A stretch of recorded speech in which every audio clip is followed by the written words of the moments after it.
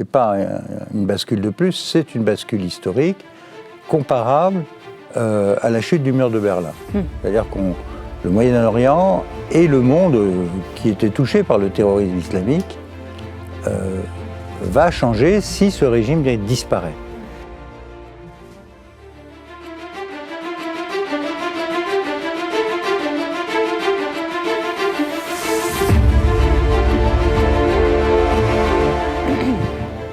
Ce week-end, le monde a à nouveau basculé. L'attaque israélo-américaine en Iran a conduit à l'exécution du guide suprême Khamenei qui régnait depuis 36 ans sur ce pays et pourrait signer la fin d'un régime islamique installé depuis 1979.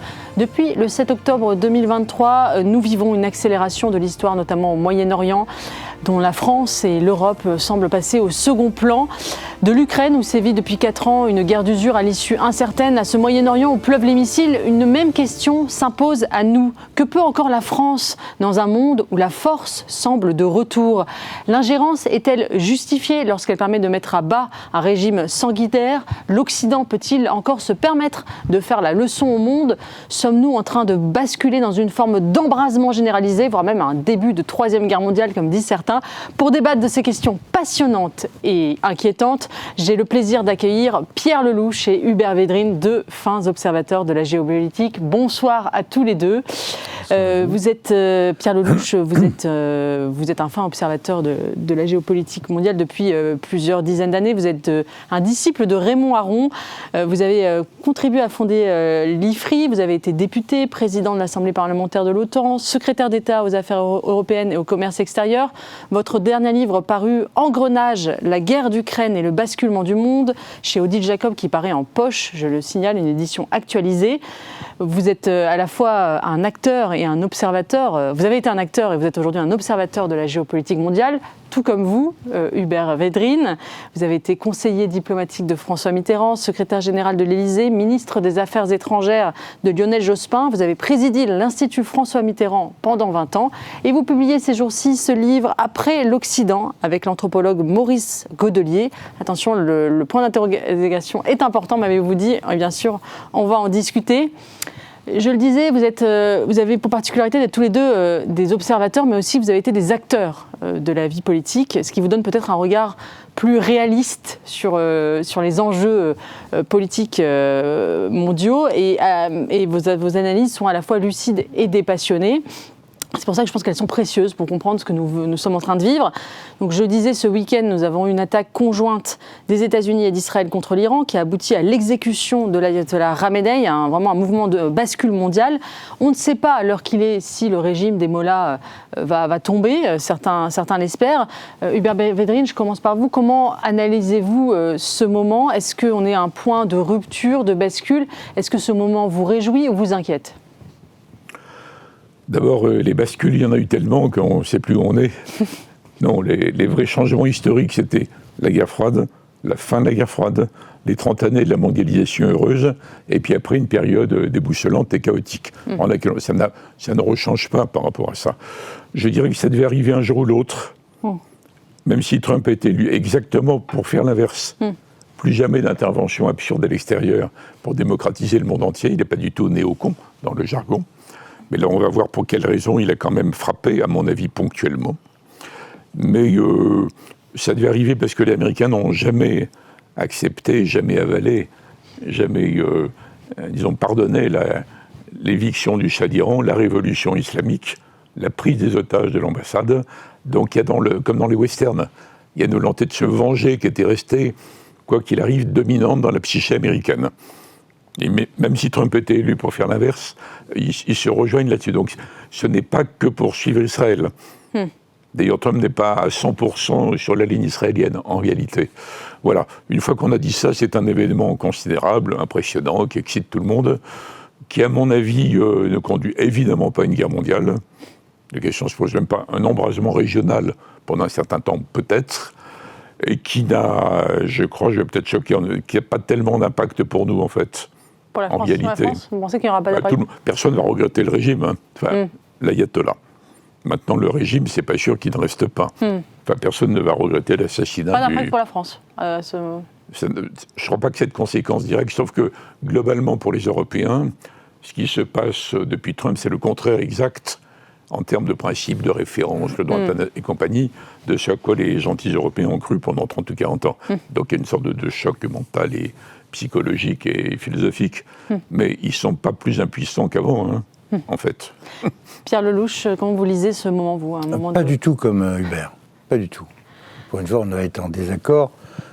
Non, pour moi, c'est pas une bascule de plus, c'est une bascule historique comparable à la chute du mur de Berlin. C'est-à-dire le Moyen-Orient et le monde qui était touché par le terrorisme islamique va changer si ce régime disparaît. Il faut comprendre que depuis un demi-siècle, 47 ans c'est un demi-siècle, on avait un régime théocratique dont l'inspiration était celle des frères musulmans, et qui, malgré son chiisme, différent du monde arabe qui, lui, majoritairement est sunnite, avait réussi à prendre la rue arabe et à développer un terrorisme mondialisé.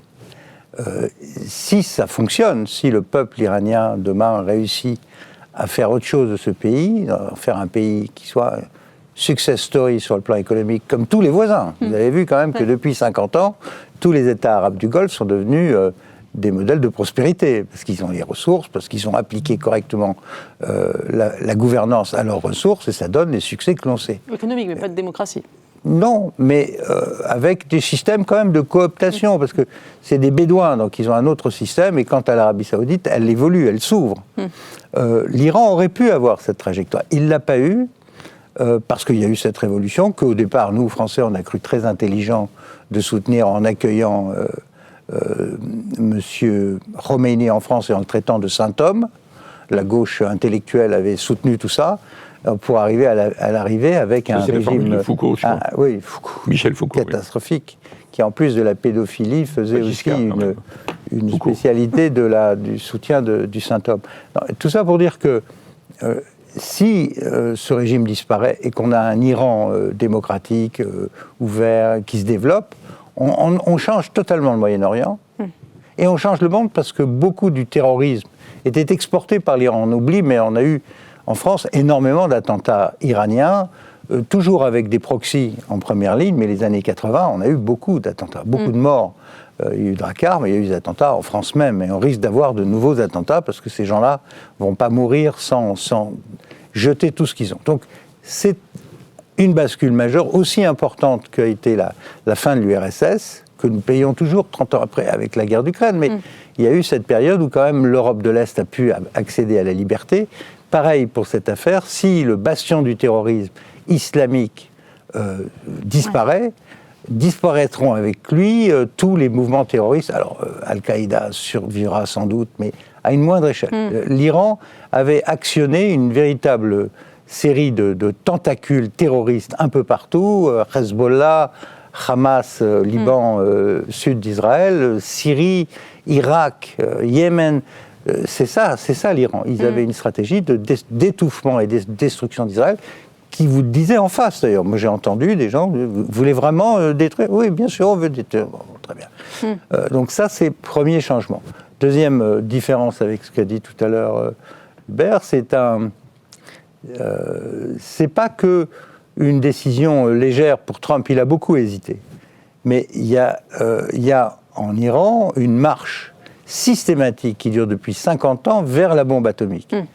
Déguisée derrière l'argument de l'atome pacifique, mais ils ont quand même, après l'arrêt de l'accord de 2015, dit JCPOA, ils ont fabriqué 460 kilos d'uranium très enrichi à 60%, c'est-à-dire de quoi faire une douzaine de bombes atomiques.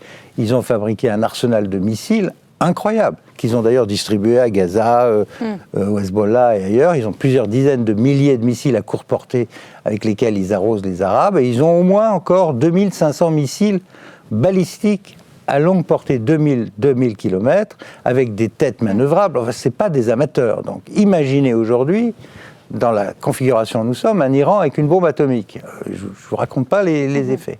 Donc le choix d'arrêter ça, c'est un choix majeur que nous, Français, nous avons encouragé depuis le début des années 2000 par la négociation, et les Iraniens sont passés maîtres Oui. La tentative de gagner du temps, de noyer tout ça de façon extrêmement habile. Et ils ont essayé à nouveau la semaine dernière, sauf que cette fois-ci, ça n'a pas marché. Donc pour toutes ces raisons, je ne suis pas en accord avec Hubert. Tout dernier point, est-ce que ça a des conséquences sur nous ? Évidemment, d'abord parce qu'on va être pris dans cette guerre, puisqu'on a des engagements de sécurité à l'égard des Émirats arabes unis notamment, mais des autres aussi. C'est bien de vendre des armes, mais derrière, ils ont demandé des garanties de sécurité. On vient d'être attaqué.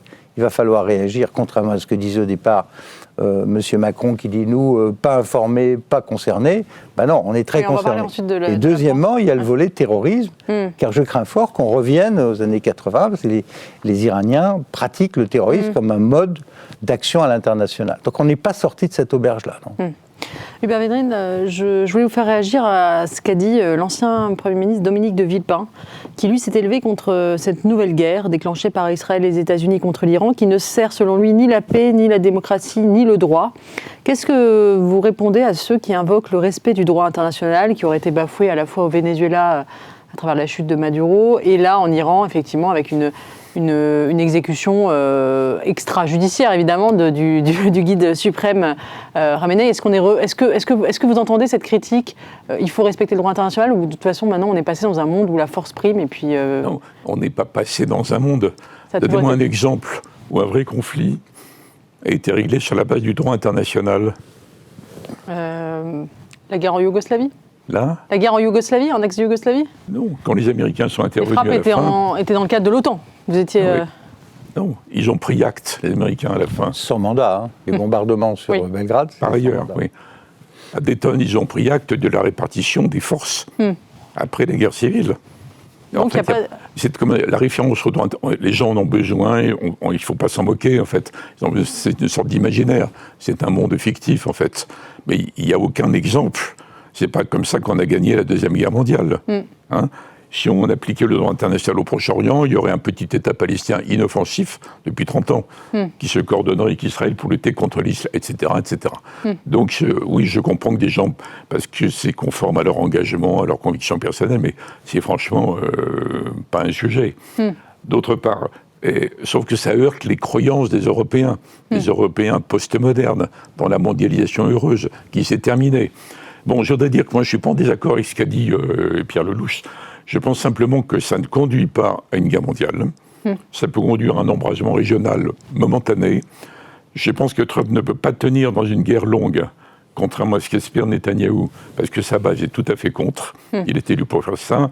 Et donc, je ne sais pas s'il va aller jusqu'à, entre guillemets, renversement de régime.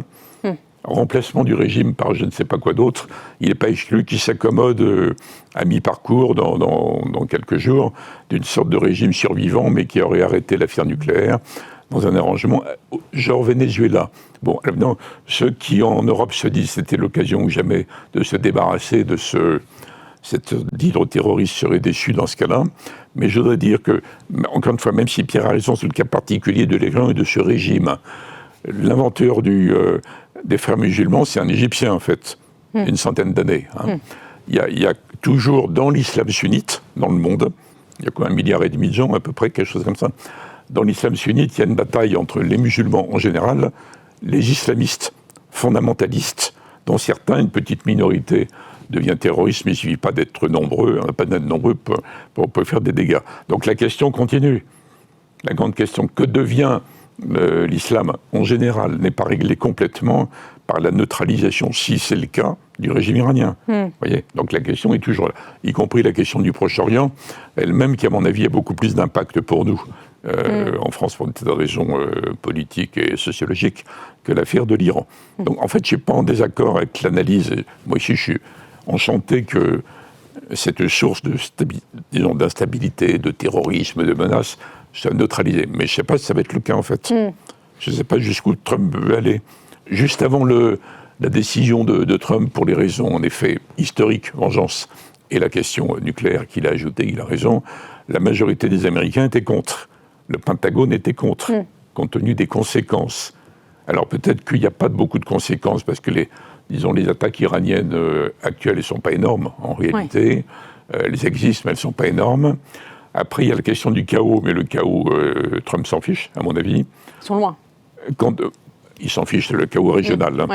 Et quant à l'avenir, c'est tout à fait vrai que l'Iran, avec un autre régime, deviendra rapidement un pays émergent, peut-être dominant dans la région. Et ça, les pays arabes autour, qui se sont modernisés depuis quelques années en profitant de l'absence iranienne, en fait, ils ne sont pas pour. Ça les angoisse un peu, et c'est aussi pour ça qu'ils ont essayé de freiner Trump, qui a quand même pris l'autre décision. Voilà, donc je fais un pronostic entre les deux. Prudent. Pierre Lelouch, je voudrais revenir avec vous sur la question de cette question de l'ingérence du droit international. Est-ce qu'il n'y a pas une contradiction entre, d'un côté, les Européens condamnent Poutine lorsqu'il envahit l'Ukraine au mépris du droit international, et en même temps soutiennent Trump qui agit en Iran pour renverser un mollah sans souci du droit international? Est-ce que c'est devenu complètement une fiction maintenant? D'abord, un mot sur l'excellent Villepin, qui essaye de recycler son discours à l'ONU, là, qui a fait sa gloire, dans un contexte qui n'a rien à voir, parce que les Américains ne vont pas envoyer de... La guerre, d'ailleurs. Oui, voilà. Ça n'a pas empêché la guerre, c'est vrai, très juste. Mais justement, c'est intéressant. Est-ce qu'on peut comparer ce moment à la guerre en Irak? Il s'est mis maintenant dans la tendance islamo-gauchiste qui traverse le pays et l'Occident, et qui est l'une des conséquences du régime iranien, d'ailleurs. Ils ont fabriqué cet islamo-gauchisme pour des raisons qui lui appartiennent. Villepin a décidé d'être une sorte de Mélenchon vaguement centre-droit. Je ne pense pas que ça ira très loin, mais enfin, c'est son choix politique. Ça ne veut strictement rien dire.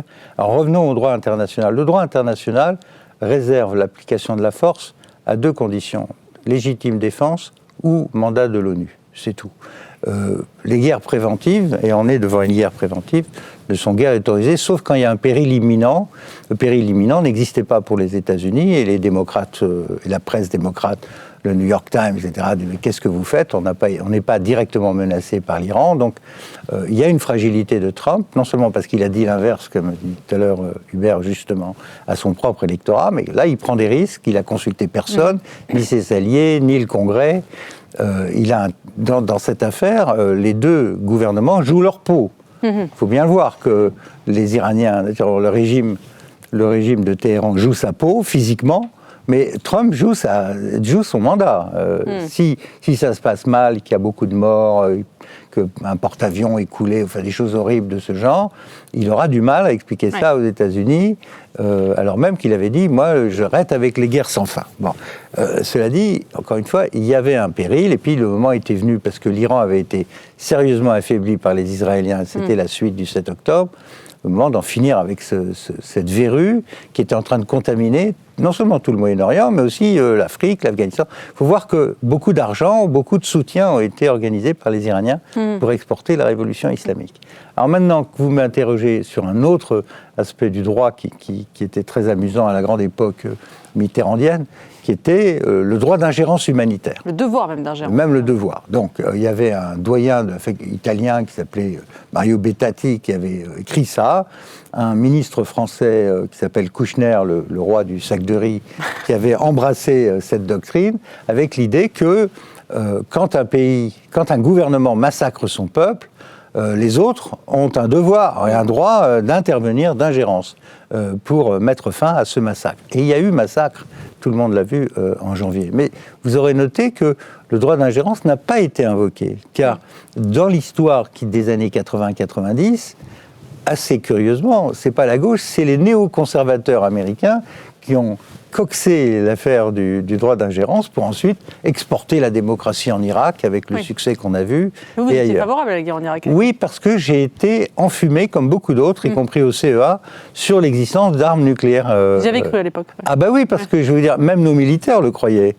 Parce que le CEA le croyait. Mon amie Thérèse Delpech, qui n'est malheureusement plus parmi nous, il y avait de quoi s'inquiéter, puisque 15 kilos de plutonium livrés par la France, d'ailleurs pour le premier réacteur, avaient disparu aux Irak. On ne savait pas où était ce plutonium, et deuxièmement, on savait qu'ils avaient travaillé activement sur ça, plus les armes chimiques, etc.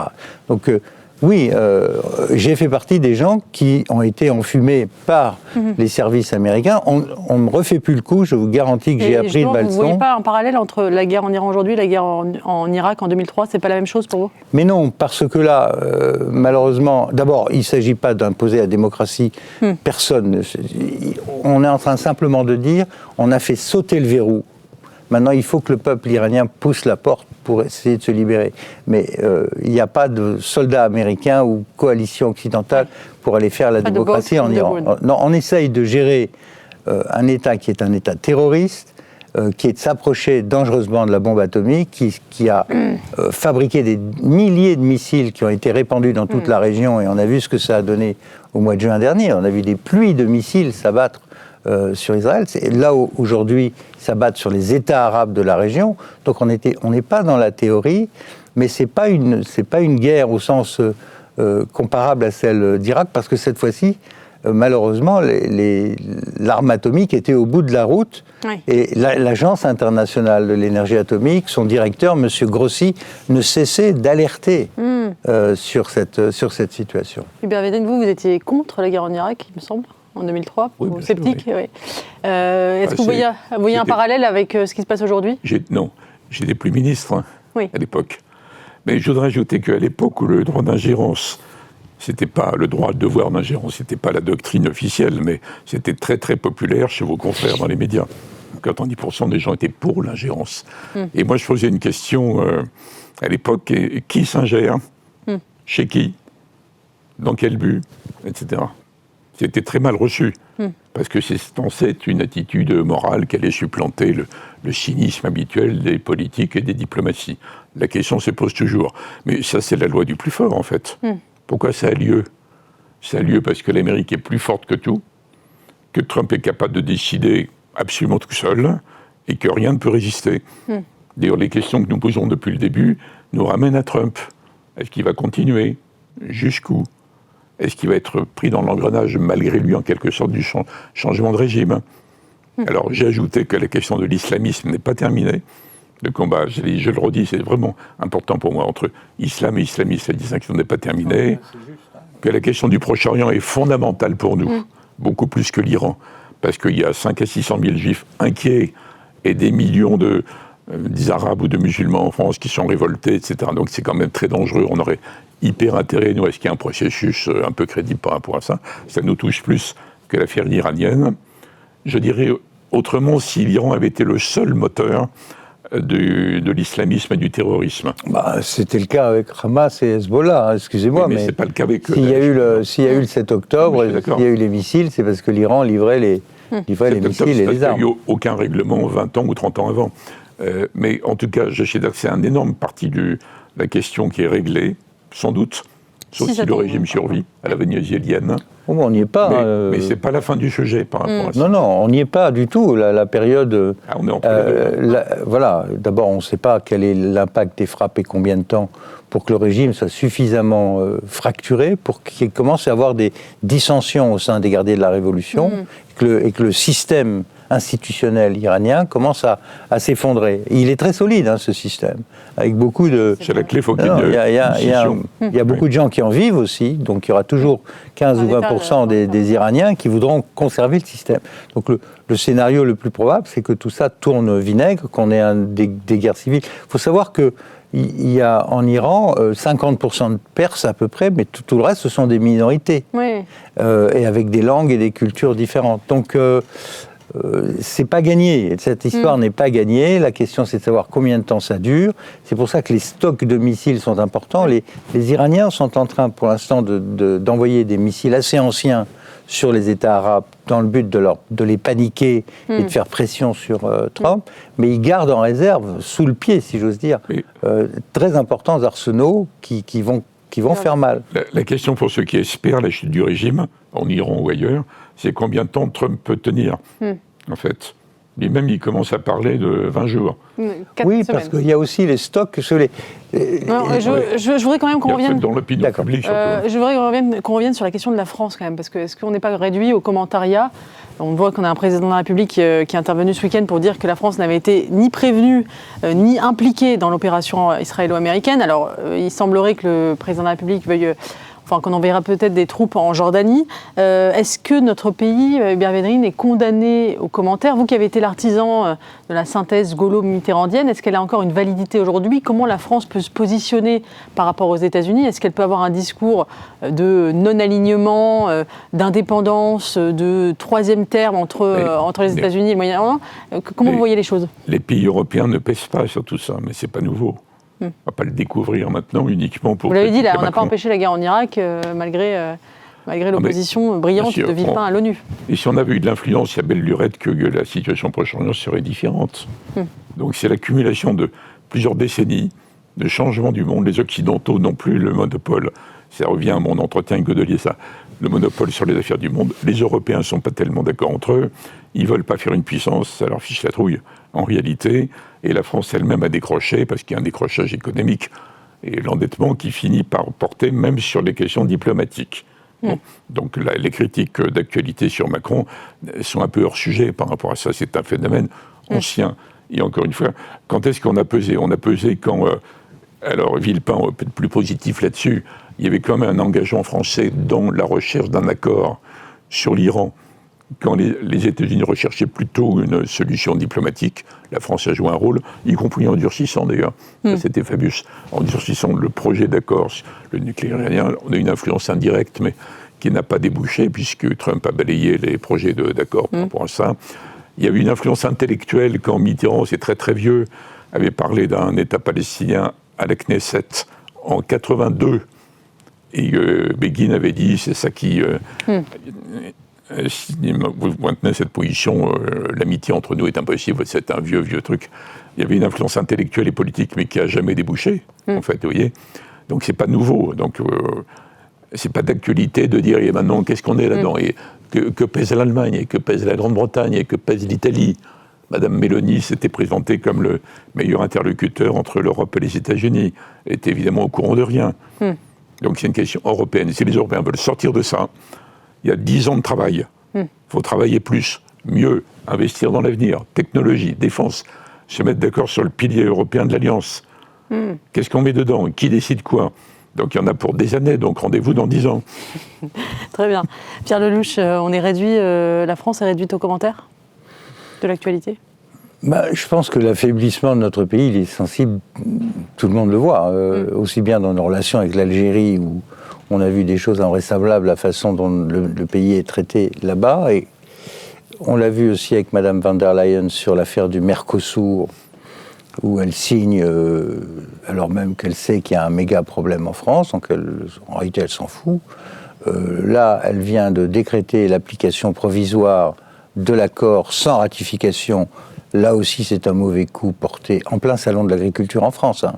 C'est dire à quel point, en fait, c'est une sorte de gifle au président de la République, même si juridiquement, elle est bordée. Elle a le droit, d'appliquer provisoirement. Simplement, c'est pas très sympathique. Là, Trump n'a consulté personne sur cette affaire, y compris parce qu'il savait que du côté français, il n'y aurait pas de soutien. Il y aurait, saisissons l'ONU, et on va, voilà. Donc, il voulait agir. Et il voyait il devrait plutôt... y avoir un soutien massif, vous pensez, de la France à ce qui se passe ? Il y a, je pense, un grand soutien, bien sûr. Non, mais de l'opinion publique, mais du président de la République... Non, lui, il ne soutient pas. Sa première réaction, c'est de dire... J'ai comparé la première réaction de Macron avec celle du pape dimanche. C'est quasiment les mêmes mots, à se demander si on est devenu une officine du Vatican ou une ONG. La France est aussi un pays qui a une puissance. On n'est pas pour rien dans la création du Moyen-Orient moderne. Alors, je sais bien qu'il y a eu Suez, je sais bien qu'il y a eu le remplacement des Franco-Britanniques par les Russes et les Américains. Mais dans tout ça, on a encore de quoi peser. On adopte la position du pape, c'est-à-dire une neutralité bienveillante. Voilà, la première réaction, c'était celle-là, jusqu'à ce que la base à Abu Dhabi soit agressée. Et là, quand même, puissance nucléaire qui prend un drone sur la tête, alors même qu'on est engagé, on a cette base pour garantir les Émirats arabes unis. C'est ça que voulait l'émir... le cheikh Mohamed Ben Zayed, il a demandé ça à Chirac qui avait refusé, puis Sarkozy l'a accepté. J'ai été moi-même sur cette base. Donc on a des avions, on a une base navale et on a des cuirassés avec des chars. Tout ça pourquoi ? Parce que ces pays meurent de peur d'une agression iranienne. Là, on est en plein dedans. C'était une chèvre au piquet. Hein. Oui, c'est ça, mais donc ça s'appelle en langage stratégique américain un tripwire. C'est supposé déclencher une riposte si le pays est attaqué. C'est pour ça qu'on a mis nos chèvres, si j'ose dire, parce que c'est quand même de bons soldats, à Abu Dhabi. Donc là, après, il a été obligé de changer de position, de voir que les Anglais avaient commencé à intercepter des missiles iraniens, et donc on est maintenant dans un processus où l'engrenage de ces accords va nous amener à intervenir dans ce conflit, y compris en allant détruire des rampes de lancement iraniennes en Iran. Et donc, moi, je vais vous dire ce que je crois. Je ne sais pas si on va vers une guerre mondiale, je ne souhaite naturellement pas, mais ce que je vois, c'est une sorte de cercle de feu qui est en train d'entourer l'Europe et qui part du Sahel, qui continue jusqu'au Soudan en guerre, Somalie en guerre, qui remonte le long du Golfe, Iran, Moyen-Orient. De là, on est à Turquie et on est au contrefort de la Russie. Et ensuite, on arrive en Ukraine. Donc l'Europe, elle est là-dedans. Alors que les États-Unis sont... Les Américains sont protégés par l'océan. Donc nous avons un énorme défi devant nous, qui est de repenser le système de sécurité en Europe avec une Amérique qui tourne les talons et qui devient même hostile sur le plan technologique et économique. Comment est-ce qu'on fait pour retrouver d'abord en nous le réflexe d'être des grandes puissances, parce qu'on a oublié depuis 30 ans, on a désarmé massivement, donc il faut réarmer, réorganiser un ensemble européen à peu près cohérent, et qui ne sera pas à 27 ou 30 pays, parce que ça ne marche pas. Madame von der Leyen, elle rêve de continuer à élargir et de fabriquer une sorte de fédération à l'allemande qui serait suicidaire pour l'Europe et pour nous. Nous devons reconstituer une puissance française, d'abord sur le plan économique et sur le plan militaire, et ensuite essayer d'agréger, de recommencer avec un tout petit nombre de partenaires européens pour imposer une crédibilité aussi bien au sud qu'à l'est. C'est ça le problème. Les gens qui meurent en ce moment en France, ils meurent non pas pour des espions russes, ils meurent à cause de la contagion islamiste. Donc celle-là, il faut la gérer. Et l'affaire de l'Iran est essentielle, mais pas définitive, puisqu'il restera Al-Qaïda, l'État islamique continue à vivre. Hubert Védrine, on commémore les 4 ans de la guerre en Ukraine, là, en février, une guerre longue, d'usure, où la déperdition est très grande des deux côtés. Comment vous analysez-vous l'issue de cette guerre ? Est-ce que la France peut encore avoir un rôle à jouer, ou ça se joue désormais entre les États-Unis et la Russie ? Alors d'abord, je suis de l'avis des vieux réalistes américains qui considèrent que les États-Unis ont très mal géré la situation Russie-Ukraine d'après la fin de l'URSS, pendant 10 à 12 ans. Oui. Des gens de premier niveau, Kissinger, Brzezinski, Mearsheimer, Kennan, le diplomate qui était contre l'élargissement de l'OTAN, et même encore aujourd'hui des gens comme Jeffrey Sachs ou Graham Allison. Bon, ça c'est avant. Au point où on en est, il faut évidemment dissuader Poutine. Bon, il n'y aura pas la guerre mondiale pour aider l'Ukraine à reconquérir le Donbass. Je ne parle même pas de la Crimée, oublions. Mais et Poutine ne va pas envahir tout, contrairement à ce qu'on raconte, pour faire voter les budgets. Il n'a même pas réussi, avec presque 1 million de morts et de blessés en 4 ans, à conquérir tout le Donbass. Tout le Donbass. Donc ça se joue sur à quel moment l'Ukraine, sous pression américaine, sera obligée de reconnaître, pas de signer quoi que ce soit, mais de reconnaître que la guerre va s'arrêter sur la base, en gros, de la ligne de front. Est-ce que l'Amérique obligera l'Ukraine à concéder le petit morceau du Donbass que les Russes n'ont pas conquis, ou est-ce qu'ils tiendront là-dessus ? Et quelle garantie, in fine, l'Amérique donnera quand même ou pas ? C'est ça qui bloque, parce que la coalition des volontaires montée par le Starnet et Macron, c'est très bien. Mais d'abord, c'est trop vaste, parce que les seuls pays compétents en matière de défense en Europe, comme le disait Pierre, c'est évidemment pas les 27, c'est évidemment pas la Commission, évidemment pas. Il faut l'Angleterre, l'Allemagne, la France, la Pologne, la Suède, l'Italie et 2 ou 3 pays par rapport à ça. Donc ça se terminera là-dessus, plus ou moins bien, si on faudra aider les Ukrainiens à déminer, rebâtir, reconstruire. On ne peut pas les mettre dans l'Union européenne tout de suite, sinon l'Union européenne est morte.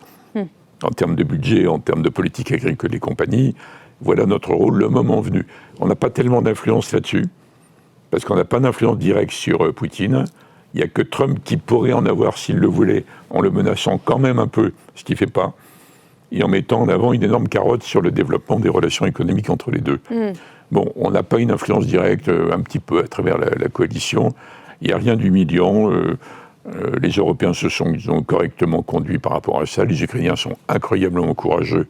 Et l'attaque de Poutine a recréé l'Ukraine, enfin, a créé l'Ukraine moderne. Voilà, une fois qu'on a dit ça, on ne peut pas ajouter et on n'a pas les cartes en main. Donc finalement, là aussi, c'est Trump-Poutine. Trump-Poutine et Trump-Ukraine.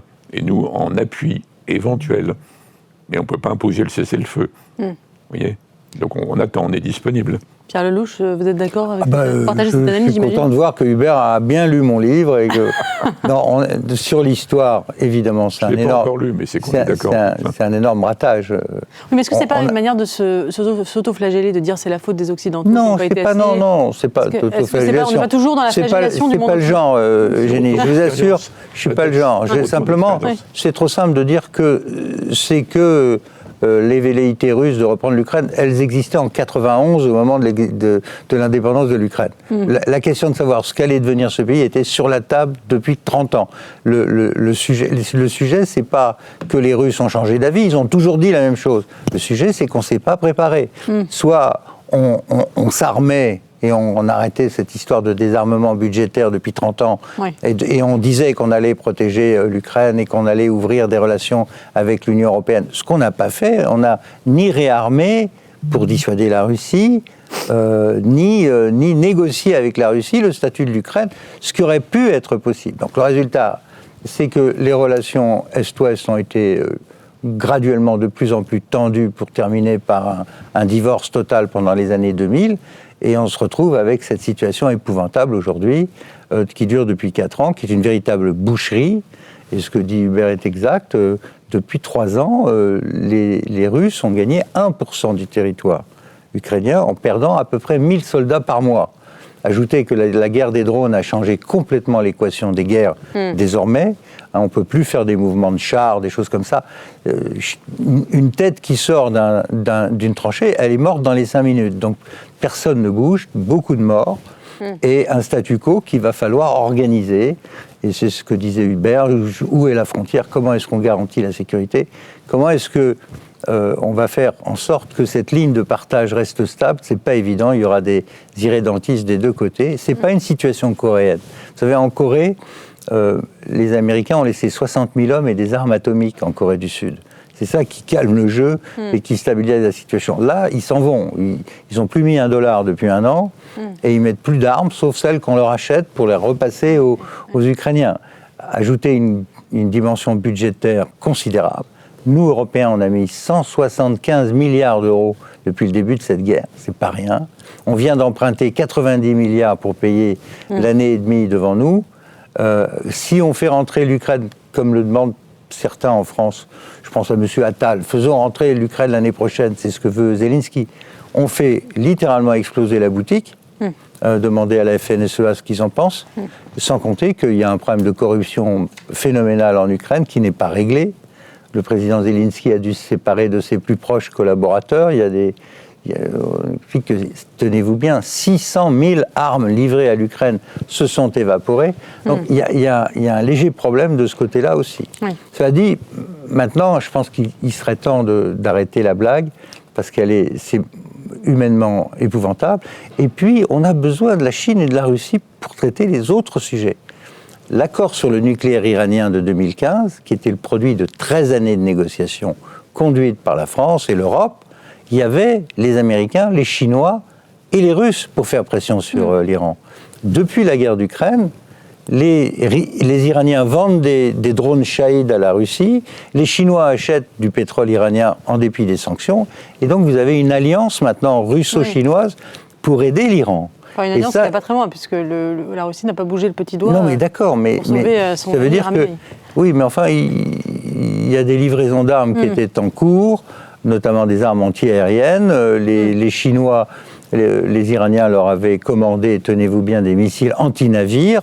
Donc, voilà, j'aurais préféré qu'on ait une unité du Conseil de sécurité pour gérer le nucléaire iranien plutôt qu'une rupture. Trump a balayé l'accord. Hein. Trump a balayé l'accord, c'est vrai, mais ce qui a fini de tout balayer, c'était la guerre d'Ukraine, parce que là, les Russes et les Chinois sont mis ensemble. Dans votre livre « Après l'Occident, point d'interrogation », je rappelle, vous écrivez que la notion d'Occident aura existé de la décennie 1940 aux années 2020, soit 80 ans. Est-ce qu'on peut dire que l'Occident existe toujours, étant donné la divergence aujourd'hui entre l'Europe d'un côté et les États-Unis, l'Europe qui s'affaiblit, et les États-Unis qui sont dans une hyperpuissance décomplexée? C'est la question. Mais on distingue dans l'entretien avec Godelier l'Occident philosophique, la chrétienté, Disons, l'Empire romain d'Occident, la chrétienté, l'apport des Lumières, quand on sécularise les valeurs chrétiennes, la colonisation, ça c'est l'Occident historique, bon ça ne peut pas disparaître ça. Et l'Occident géopolitique, qui est inventé par Roosevelt et Churchill, sur un bateau, charte de l'Atlantique, après, face à Hitler, et qui est maintenu face à Staline. Le traité de l'Alliance Atlantique, que les Européens supplient les Américains d'accepter. C'est Truman qui arbitre. C'est ça qui dure donc depuis 80 ans. Alors il y a toujours eu un doute, l'engagement américain, l'article 5, mais enfin bon, il y avait un doute pour nous, mais aussi pour les Russes, donc il fallait pas s'y frotter par rapport à ça. Sauf que, alors Poutine a rétabli l'unité, parce que nous, on est le bien contre le mal, quoi, en gros, donc l'unité occidentale. Il a réveillé l'esprit de défense en Europe dans l'Alliance. En revanche, c'est les interrogations de Trump, qui à mon avis ne veut pas lâcher l'Alliance, parce qu'en réalité, 70% des achats européens d'armement se font aux États-Unis, ils ne vont pas lâcher ça, mais ça a semé un doute. Et la politique de Trump, dont les Européens, pour la première fois, qui étaient exaspérés par les propositions françaises. Sinon, ils auraient été gaullistes, s'ils avaient voulu que l'Europe devienne une puissance, alors qu'ils ont passé leur vie à embêter le général de Gaulle. Progressivement, ce que disait Macron, qui était pas du tout, qui était considéré comme même un peu dangereux, un peu irresponsable, réfléchir à l'autonomie. Non, jamais, c'est trop dangereux. Ça va vexer les Américains qui vont partir. Donc les Européens font semblant de s'intéresser au sujet. Mais pour qu'on aille plus loin, en effet, et que donc il y ait un avenir à nouveau de l'Occident géopolitique, il faudrait qu'il y ait un accord de part et d'autre. Nous, on envisage l'hypothèse avec Godelier. L'Europe est trumpisée. Il y a quand même beaucoup de gens en Europe qui pensent que Vance n'a pas tort en disant que l'Europe est en danger du fait de l'immigration incontrôlée, le wokisme, etc. C'est pas majoritaire, mais et ça existe. Une Europe trumpisée, l'Occident est maintenu trumpisé. Ou l'inverse, auquel rêvent beaucoup de gens en Europe. L'Europe reprend le flambeau des valeurs universelles, s'affirme, règle ses problèmes de fonctionnement interne, arrive à bâtir un pilier européen dans l'Alliance avant d'être autonome, et puis c'est nous qui sommes l'Occident de la fin du XXIe siècle, de la suite. Ou alors, les deux se séparent. Et donc, ce qu'avaient inventé Churchill et Roosevelt, c'est fini, en fait. Donc, l'Amérique devient on ne sait pas quoi, et nous, on devient on ne sait pas quoi. Mais en tout cas, c'est séparé. Voilà les trois options. Évidemment, je préférerais la seconde, mais qui suppose de régler beaucoup de problèmes. On en a évoqué quelques-uns, il y en a encore beaucoup d'autres. Donc, c'est pas joué.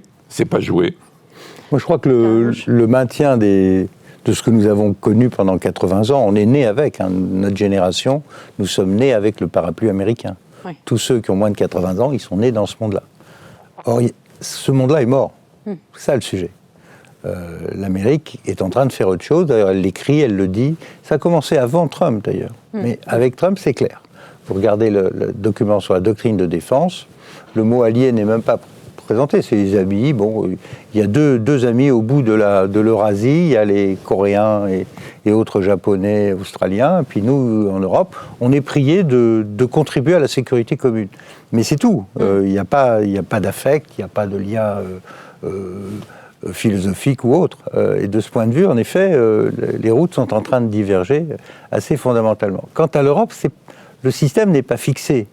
On essaye de vendre un système progressiste européen, mais on voit qu'il ne marche pas, parce que l'immigration n'est pas contrôlée, parce que la mondialisation heureuse, c'est beaucoup de chômage, et vous avez une remontée des courants nationalistes anti-européens qui est très très forte. Donc, maintenant, ce qui est en train de se passer, c'est que quand même, certains pays européens vivent ça comme un choc historique, et les Allemands en premier, et là, ils ont pris la décision de réarmer. Mais de réarmer, c'est-à-dire en mettant 500 milliards. Les résultats sont très rapides. Cette année, nous, on est à 60, eux, ils sont à 100, puis ils vont passer à 130, 160. Et en 5 ans, l'armée allemande va redevenir première puissance militaire en Europe. Question, qu'est-ce qui se passe si l'AfD remporte des élections en même temps ? Deuxième question, à l'issue de l'Ukraine, en espérant que le système tienne, ce sera difficile. Encore une fois, la zone de séparation sera instable. Et qu'on arrive à stabiliser peu à peu, en mettant énormément d'argent pour essayer de reconstruire, aider à reconstruire. Qu'est-ce qui se passe si la leçon, c'est qu'il n'y a pas de garantie de sécurité ? Que les Américains sont partis, Et qu'est-ce que vous croyez qu'il va se passer ? Les Polonais vont dire il faut qu'on ait une bombe. Les Allemands, le débat va s'ouvrir. Et on risque d'avoir une renucléarisation en Europe, comme on va avoir une renucléarisation au Japon, en Corée du Sud et au Moyen-Orient, où tous les chefs d'État à qui j'ai pu parler, je pense que Hubert aura la même expérience que moi, me disent tous, si l'Iran a la bombe, j'ai la bombe. Donc on est parti dans ce monde-là. Il ne faut pas se cacher derrière son petit doigt. Ça veut dire que la France doit réapprendre les moyens de la puissance. C'est-à-dire d'abord recommencer à reprendre en main son économie. Ça va être pas simple. Ce qui passe aussi par l'école, l'université. Il faut remonter en puissance. Et ça fait longtemps qu'on dérive, on vend les bijoux de famille. On s'aperçoit aujourd'hui qu'on est bien désarmé. On a surtout accumulé les dettes. Donc il va falloir sortir de cela pour être respecté et entendu par notre voisin allemand, sinon il décroche. Vous avez maintenant le ministre des Affaires étrangères allemand qui intime l'ordre aux Français de bien vouloir réarmer quand même. On est dans ce monde-là.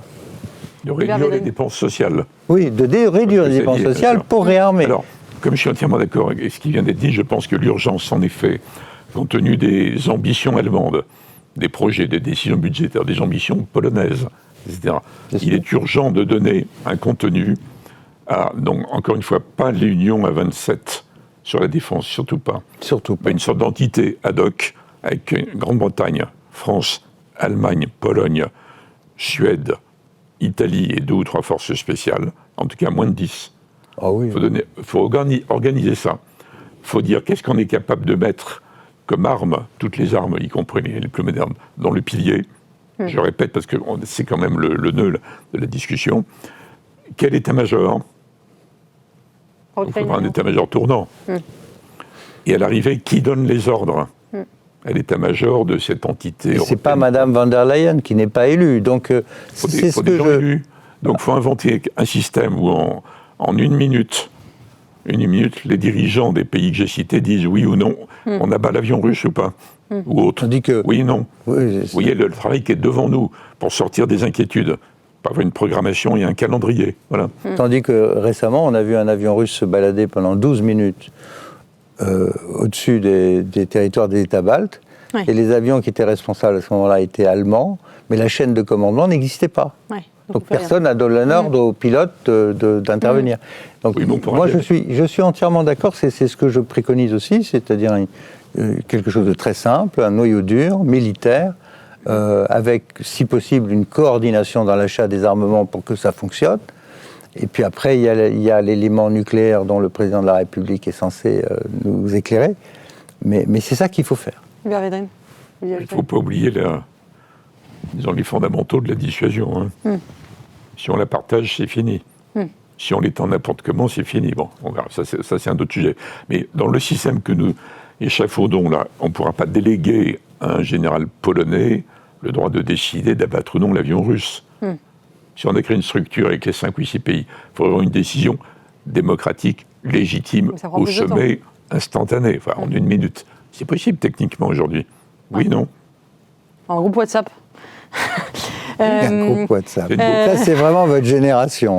Non, je voulais vous poser une question plus grave. C'est une boucle sécurisée. Pour terminer cette émission, on avait le chef d'état-major des armées françaises qui avait eu une sortie qui avait choqué un peu l'opinion. Il avait dit il faut se préparer à verser le sang de nos enfants, enfin que nos enfants meurent. Est-ce que Pierre Lellouche, vous pensez que dans les années qui viennent, on va sur des risques de conflit véritablement où le sang des Français pourra être versé ? Est-ce qu'on est en train de fermer une parenthèse de paix et les générations qui viennent, les générations qui vont grandir, les jeunes aujourd'hui, risquent de connaître à nouveau vraiment une guerre physique ? Non, je vous dis, ce qui m'inquiète, c'est ce cercle de feu qui est autour de l'Europe et qui peut déraper. À nous de nous y préparer. Quant à savoir si on va perdre des soldats, on en a perdu beaucoup, vous savez, au fil des années écoulées, au Mali, vraiment, ce qu'avait dit les en Yougoslavie, on a perdu beaucoup d'hommes, en Afghanistan, où j'étais responsable pendant un moment de tout ça. Franchement, nos soldats n'ont jamais démérité. Là, on peut en perdre, puisqu'on a décidé d'aller aider les pays du Golfe à résister aux frappes de missiles. Donc on va aller taper des missiles, peut-être des rampes de lancement de missiles. Donc il y a effectivement des risques. Bon, après, est-ce que tout ça peut dériver vers une guerre mondiale? Je ne crois pas. Je pense que quand le général Mandon a fait ce fameux discours, il faisait référence à la Russie et à l'Ukraine.